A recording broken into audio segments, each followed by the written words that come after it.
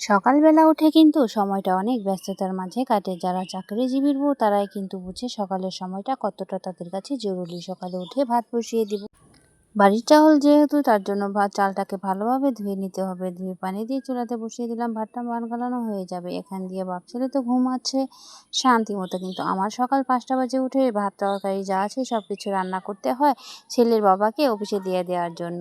তো বন্ধুরা, তোমরা কোথায় থেকে আমার ভিডিওটি দেখছো অবশ্যই আমাকে কমেন্ট করে জানাবে। আমি প্রথমবার ব্লগ ভিডিও বানালাম, যদি তোমাদের কাছে ভালো লাগে অবশ্যই আমাকে সাপোর্ট করবে, তাহলে কিন্তু আমি ভিডিও বানানোর অনুপ্রেরণা আরও বেশি পাবো। ভাত তো হয়ে গেল, এখন তরকারি কি রান্না করব সেটা চিন্তা করছি। যে জামাইকে করে দেব ডিম ভুনা আর ছেলের জন্য করব ডিম পুচ। সকালবেলা ছেলেকে ডিম পুচ দিয়ে ভাত খাইয়ে দেবো, তার জন্য ভাত বসিয়ে তো সব কিছু কেটে বেছে নিয়েছে ডিম ভুনার জন্য। ডিম ভুনাটা বসিয়ে দেবো আর জামাইকে এদিকে ভাতটা রেডি করে দিতে হবে। জামাই কিন্তু ভাত বেড়ে খায় না, জামাইকে ভাত বেড়ে দিতেই হয়।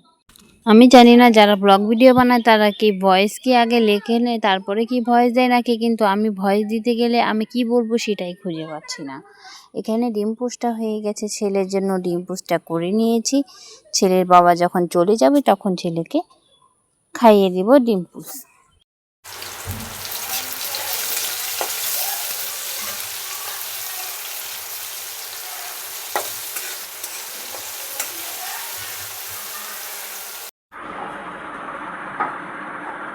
হ্যালো গাইস, আমার জামাই চলে যাচ্ছে অফিসে।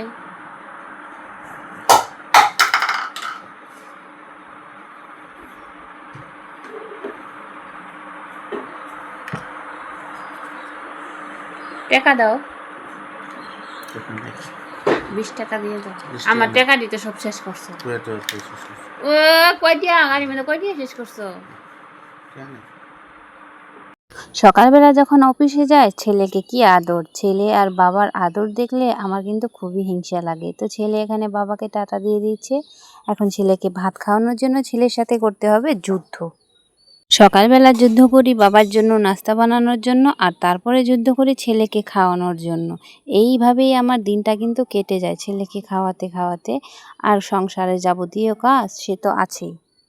হ্যালো বন্ধুরা, আসসালামু আলাইকুম। কেমন আছো সবাই? তো আমি আজকে তোমাদের সাথে শেয়ার করব আমি সকাল থেকে রাত পর্যন্ত কি কি কাজ করি।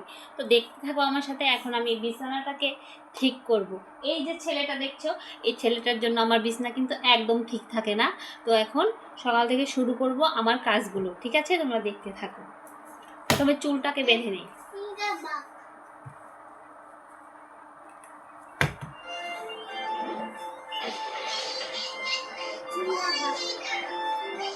চুলটাকে শক্ত করে বেঁধে নিতে হবে, তাহলে কিন্তু কাজ করে মজা পাওয়া যাবে।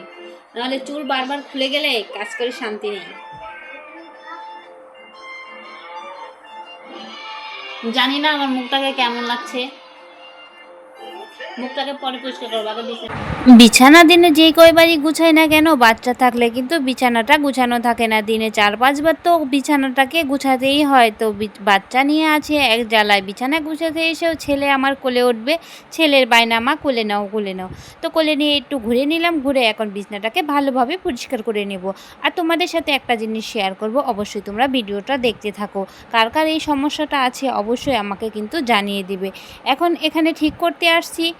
ওয়ার্ডরোবের উপরে আমার ছেলে মোবাইলটা দিয়েছে ফেলে, মোবাইলটা কিন্তু একেবারেই ভেঙে গেল। আমার কিন্তু কম দামের মোবাইল, তারপরেও ছেলেটা আরও ফেলে দিয়ে ভেঙে একেবারে তছনছ করে দিল। যাক, এখন ভেঙে, ছোট মানুষ ভেঙে ফেলেছে, আর কি করা যাবে? ওকে তো আর মারা যাবে না।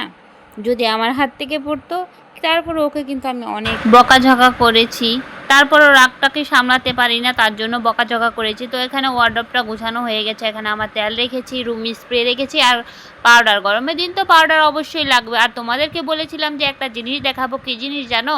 তো আমার ভিডিওটা দেখতে থাকো, কী জিনিস দেখাবো তোমাদেরকে। এখানে র্যাকটা অনেক অপরিষ্কার অগোছালো হয়ে আছে। বুঝি না, একা একা কাজ করি তারপরেও আমি অগোছালো হয়েই থাকি। আসলে অনেক মানুষ আছে যে অগোছালো। আর টিভি সাউন্ডটা আমি বলছিলাম যে টিভি সাউন্ডটা অ্যাভয়েড করতে, কিন্তু আমি তো এখানে ভয়েসটা মিউট করে দিয়েছি, তার জন্য এখন আর কোনো সমস্যা হবে না। আসলে আমি ঘরে বসে ভয়েস দিই, তার জন্য অনেক সমস্যা হয় আমার ফ্যানের সাউন্ড শুনে। আর তোমাদের যে জিনিসটা দেখাতে যাচ্ছি দেখো, এই তেলাপোকা, এই তেলাপোকার জ্বালায় আমি অসহ্য হয়ে গেছি। মনে হয় যে আমার ঘরে লাখ লাখ কোটি কোটি তেলাপোকা আছে। আমি বিষ দেই, চক দেই, তারপরে ওগুলো মরে না। আসলে এগুলো কেন হয় বলো তো? এই র্যাকের ভিতরে কেন হয়? বাহিরে হয় সেটা তো আমি বুঝি, র্যাকের ভিতরে কেন হয়? তোমরা যদি কেউ জেনে থাকো এই তেলাপোকাগুলো কিভাবে আমি নির্মূল করব, অবশ্যই আমাকে কমেন্টে প্লিজ প্লিজ প্লিজ একটু জানিয়ে যাবে। তো এখানে কাপড় চোপড়গুলো ধুয়ে দিব। বাড়ি থেকে বেড়ায় আসলাম, বাড়িতে তো আর কাপড় ধুইনি, তার জন্য ঢাকাতে এসে একবারে ধুবো। বাড়িতে টিউবওয়েল চেপে কাপড় ধুতে কিন্তু অনেক কষ্ট লাগে আমার, তার জন্য আমি বাড়িতে যেই কদিনই থাকি শুধু ছেলের কাপড়টি ধুই, আর আমার হাজব্যান্ডের কাপড় আমি ধুই না। আমি এটা ঢাকাতে নিয়ে এসে তারপরেই ধুয়ে দিই। এখানে কাপড় ধুয়ে লেড়ে দিয়েছি, হঠাৎ বৃষ্টি চলে এসেছে। বৃষ্টি অত একটা না, হালকা হালকা বৃষ্টি।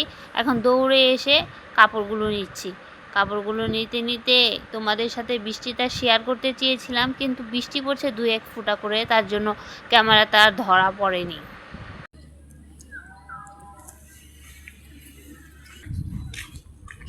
কাপড় সব ভিজে গেল, কি হবে?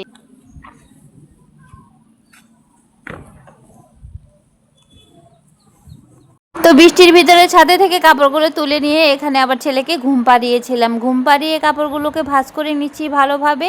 এখানে তোলা কাপড়ও আছে, আবার পরার কাপড়ও আছে, সেগুলো আলাদা করে ভাঁজ করে ওয়ার্ডরোবের ভিতরে সাজিয়ে রাখবো। আমার থাকে আমার কাপড়, আর আমার হাজব্যান্ডের থাকে আমার হাজব্যান্ডের কাপড়গুলো গুছিয়ে রাখবো।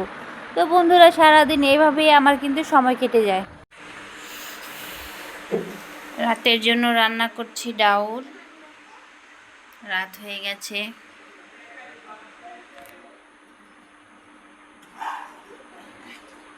ঘন ডাল রান্না করছি, পাতলা ডালটা খেতে মজা লাগে না, তার জন্য। এখানে ডাউল আছে, আর এখানে মুরগির তরকারি। ধন্যবাদ সবাইকে আমার ভিডিওটা দেখার জন্য। অবশ্যই লাইক কমেন্ট